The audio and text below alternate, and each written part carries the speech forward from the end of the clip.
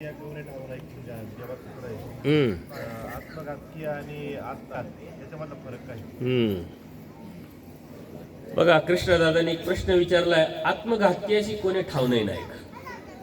सुंदर प्रश्न आहे आणि दररोजचा आपण समाजामध्ये फिरत असताना या गोष्टीचा अनुभव आपण घेत असतो. औसा ज्या होत्या त्या वेदवंत भक्त होत्या, बोध नव्हता आणि आवडी खूप होती देवाची आवडी असल्यामुळं देव जर उदास झाले, रागवले तर तिला राग यायचा. कारण एखाद्या विषयी आपल्याला आवडी असेल आणि आपल्या बाबतीत त्यांनी जर वेगळा विचार केला तर आपलं मन दुखतं. तसंच एकदा देव उदास झाले आणि विहरणाला जात असताना सर्व भक्तांना बरोबर घेऊन निघाले ना औसाला म्हणते, औसा बाई तुम्ही नका येऊ, तुम्ही राहायचंच. त्या लक्षात आलं की देव उदास आहे माझे. ते म्हटले देव उदास आहे, मी जगू कशासाठी? विचार करायला लागली, आत्मघात करून घेते, मरून घेते म्हटले. देव सर्वच नाही, देवाला कळालं. देव म्हणतात सर्व भक्तांना लवकर जावं लागेल, नाही तर औसा पोर वेगळा विचार करते, काय करून घेईल. आणि देव परत येतात लवकर. बघा भक्ताची किती काळजी असते देवा. देव परत येतात आणि औसा मातेला म्हणतात, तुम्ही काय विचार करत होता बाई? म्हटले देवा तुम्ही उदास झाले. माझे स्वामी जगन्नाथ जर उदास होत असेल तर या जगण्याला काय अर्थ आहे? मी कडबा पाडेल तसे मी स्वतःला पाडून घेणार होते. म्हणजे बाई तुला माहित नाही शरीरामध्ये काय काय आहे. या शरीरामध्ये 81 कोटी 1.25 देवतेच्या पिंडस्थ आहे. या शरीरामध्ये 81 कोटी 10 देवतेचे मळ आहे म्हटले. म्हणजे याचा अर्थ सारं ब्रह्मांडच या शरीरात आहे म्हटले.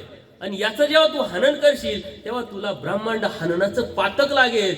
आणि कोणी ठावणे नाही का म्हणजे काय, या सृष्टी असेपर्यंत तू नरकच भोगशील. हा सिद्धांत परमेश्वराचा सांगतो.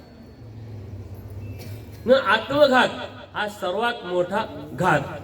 कर्मराटीमध्ये त्याला जडत्वाचं नरक प्राप्त होतं आणि दैवराटीमध्ये नित्य नरकाची चाल तयार होते. सृष्टी असेपर्यंत फक्त आणि फक्त दुःख असतं. आता कृष्णदादाचा प्रश्न असा आहे का मग ऍक्सिडेंटली अचानक झालेली घटना तो आत्मघातात मोडतो का? तर त्यांनी ते जोडलेलं असतं. त्याला मरायचं असतं का? नाही, तरी तो मरतो. याचा अर्थ आत्मघातच असतो. ज्यांनी केला तो आत्मघात, ज्याच्यासाठी आला तो बी आत्मघात.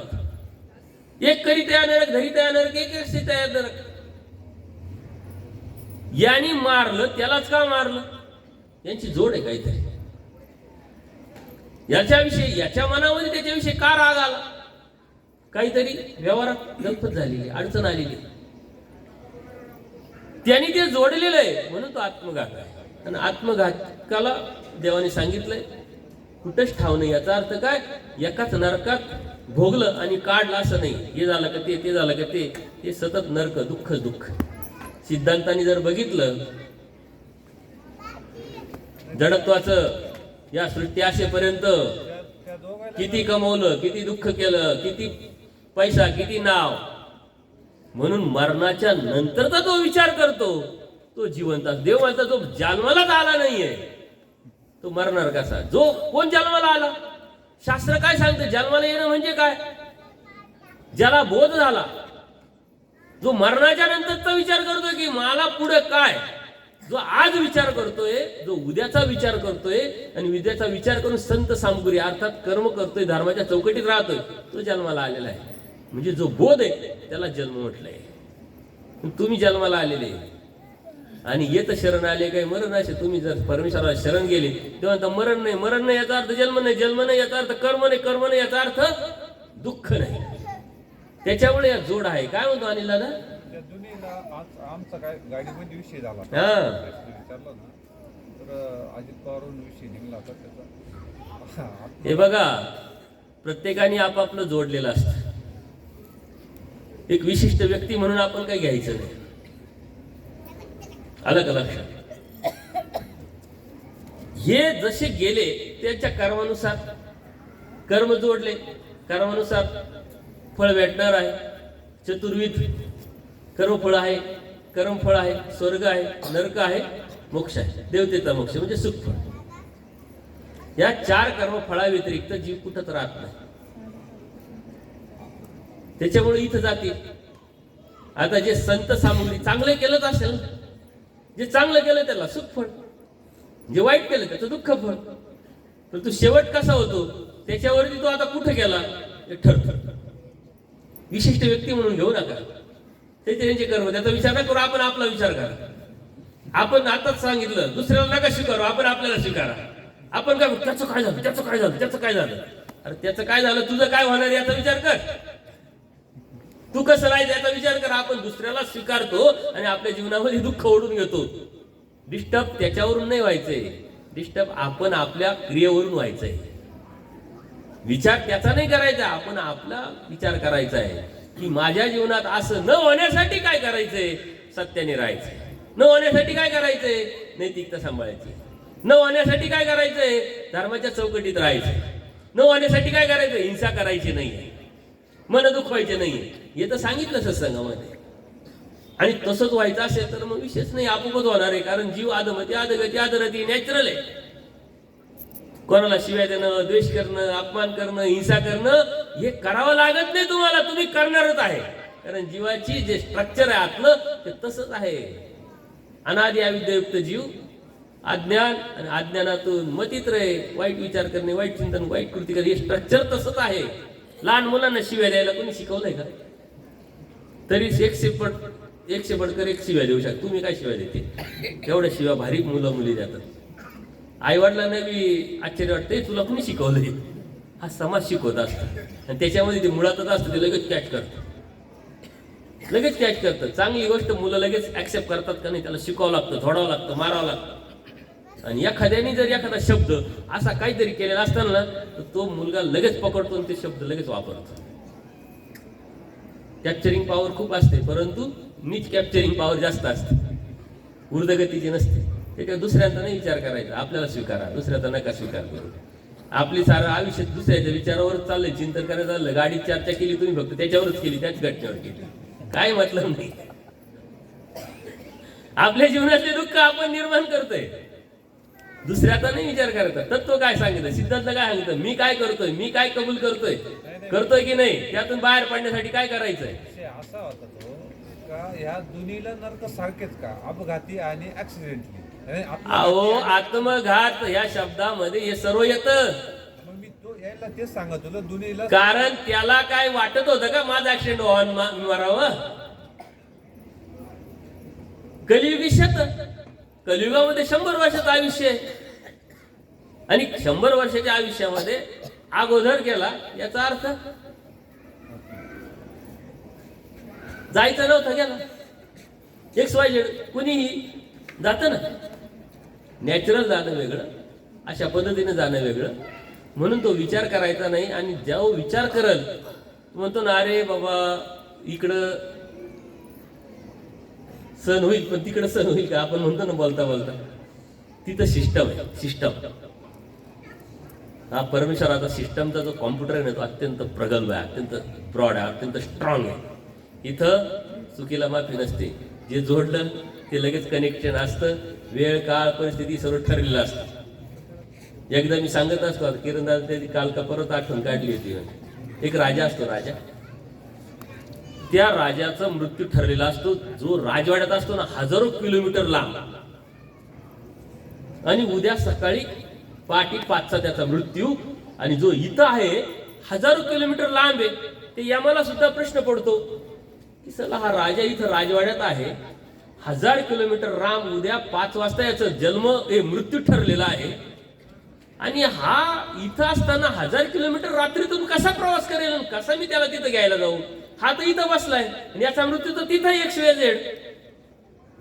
आदल्या दिवशी तो एक त्याचा गुरु येतो म्हणजे राजा, उद्या पहाटे 5 वाजता तुमचं मृत्यू ठरलाय.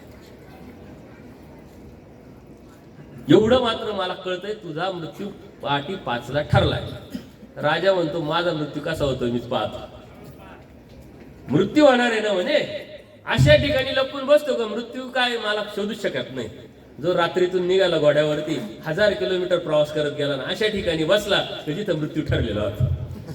यम म्हणतो, मी विचार करत होतो कालपासून का हा राजा 1000 किलोमीटर इथे येईल कसा. तो आला.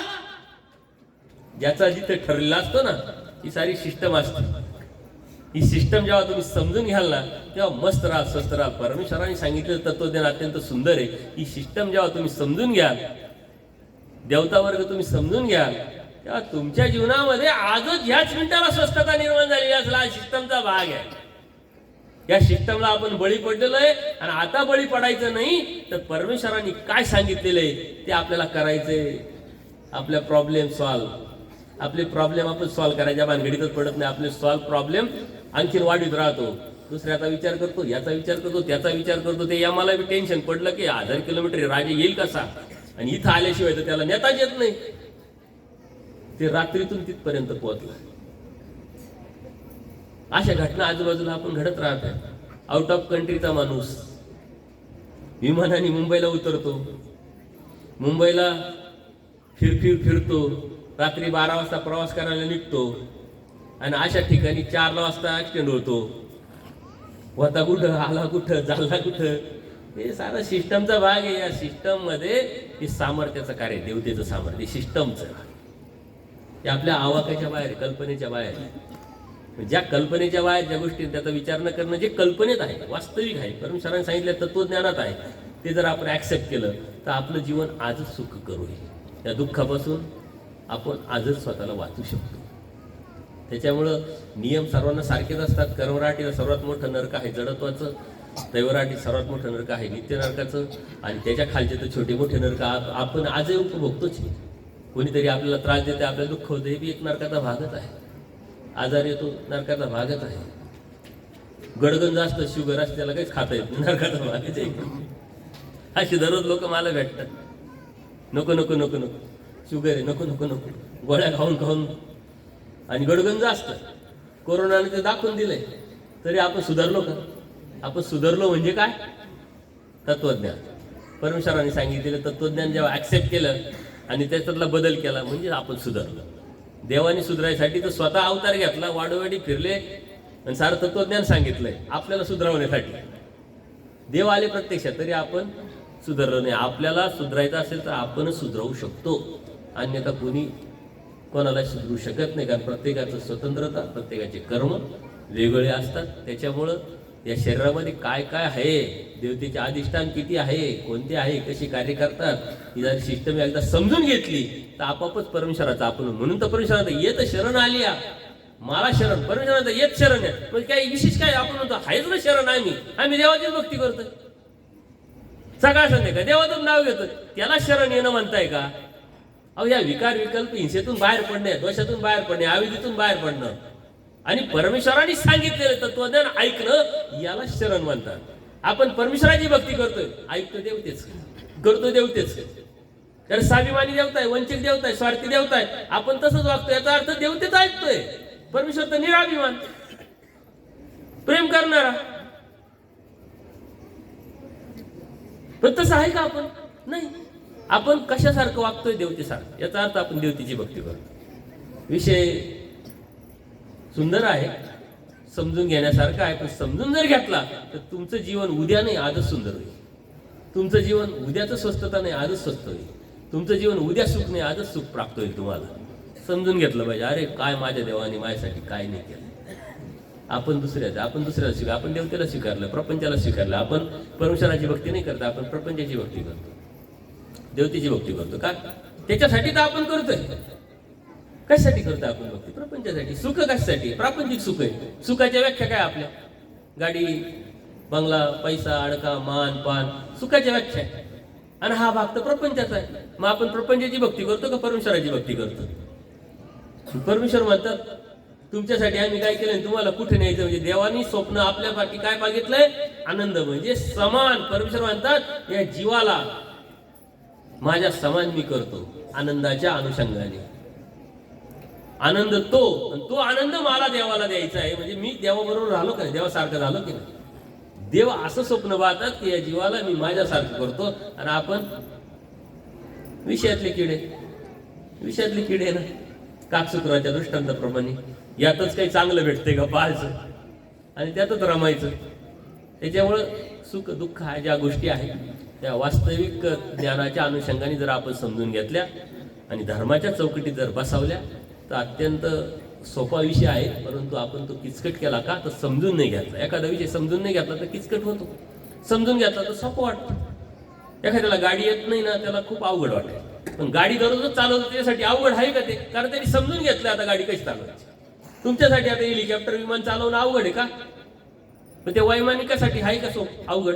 त्यांनी समजून घेतलं, ट्रेनिंग घेतलंय ना. तसं आपलं जीवन समजून घ्या. जीवन आपण जर समजून घेतलं तर आपल्याला अवघड वाटणार. आपण जीवन समजून नाही घेतलं म्हणून अवघड वाटतं. आपण म्हणतो काही खरं नाही हो, खूप अवघड आहे, काही खरं नाही, खूप अवघड आहे. का खरं नाही, का अवघड वाटतंय? आपण समजून घेतलं नाही तशा पद्धतीने. आपण दुसऱ्याला समजून घ्यायच्या भानगडीत पडतो. या असा तो तसा, ती तशी, हे तसं ते तसं, काय घेणं देणं नसतं. आपण कसं आहोत, आपण काय आहोत या उद्या समजून घेतलं अत्यंत सोपं होऊन जाईल. आलं लक्षात? सर्वज्ञ श्री चक्रधर स्वामी दंडवत हो.